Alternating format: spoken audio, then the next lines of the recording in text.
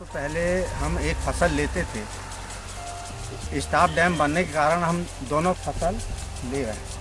ये અથાગ પ્રયત્નથી છે ને આ વર્ષે ઉત્પાદનનો સારો મબલક પાક આવ્યો એવું મારું ધારવું। अब ये रिलांच आई तो बहुत अच्छा लगा। हमारे गारों मिट्टी डली, कितनी बढ़िया फसल उठी। अब ये फसल आई जाएगा 8 पैसा ही पैसा, जन के बाद में फिर गेहूँ बोआंगा, फिर पैसा। तो हमारा बहुत अच्छा, मतलब पूरा परिवार खुश के अपना खेत एकदम बढ़िया।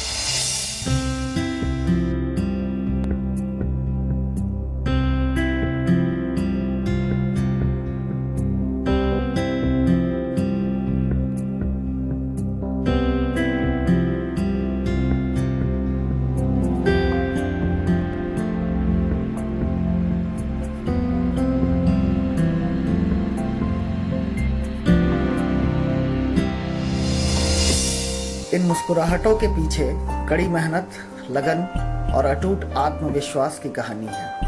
यह कहानी है जनराव सापोड़कर की, जिन्होंने अपनी बंजर जमीन में लहलहाती फसल का सपना देखा था।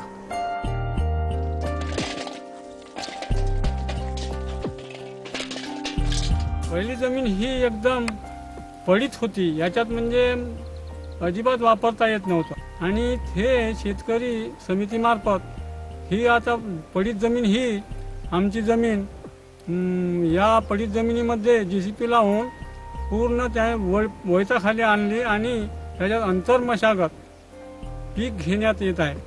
पेरणी खाली आणून आता पूर्ण ते 3-2.5 एकर शेती पूर्ण वळीची खाली आणून पेरून आता पीक चांगल्या प्रकारे अंतर मशागत या पद्धतीने आता आम्ही लागू।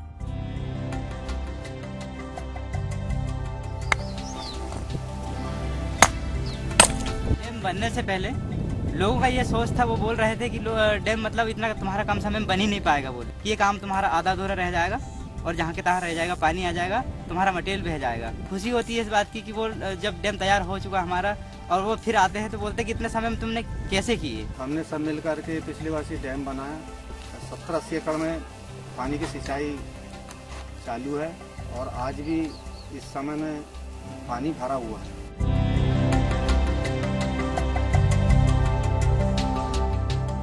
बरसात पर निर्भर खेती के लिए पानी की यह सौगात किसी असंभव चमत्कार से कम कुछ नहीं।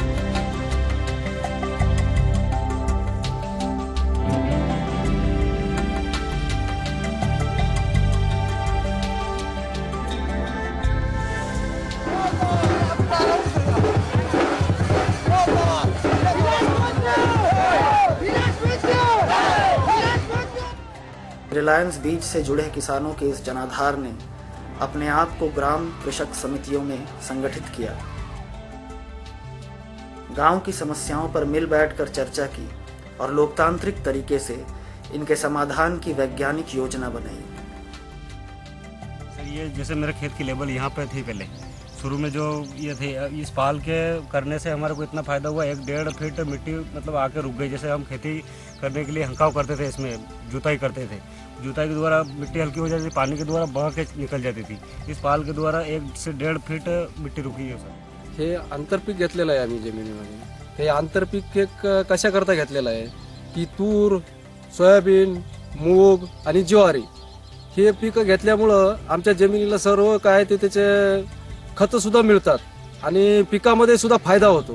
जरा परेशान करायचा, गाय आवची, जानवर आवचा, बकरियां आवची, यहाँ की बहुत समस्या थी। मांगे सारा मतलब रोटी खाता खाता है बागचा पूरा आगे रोज बढ़िया। वो फसल बहुत बढ़िया अच्छी हुई माँ के, सारा काम अच्छी होगी, मेहरबंदी होगी, तारबंदी भी होगी, कुछ रह रही चीज और करवा लेंगे और काय समस्या को ना सारी पूर्ति है चुकी माँ के।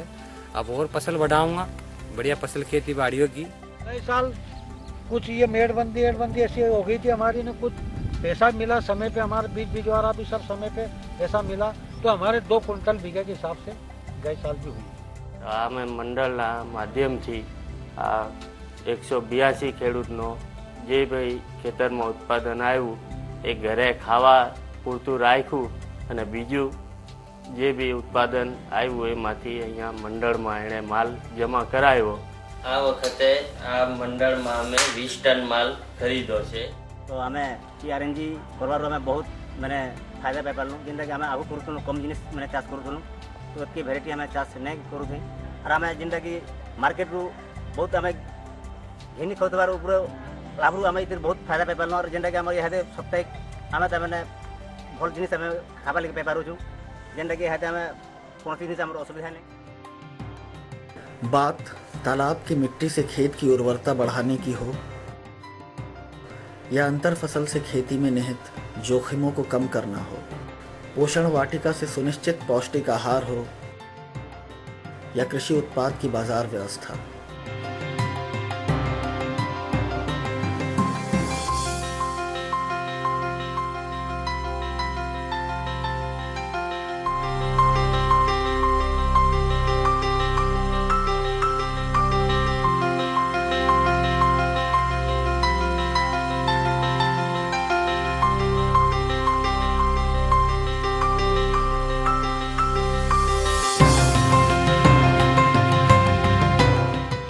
रिलायंस बीज का यह उपक्रम क्रमशः बढ़ती सामाजिक और आर्थिक असमानता के समय में आम किसान की आत्मनिर्भरता और सम्मानीय जीवन का प्रतीक है।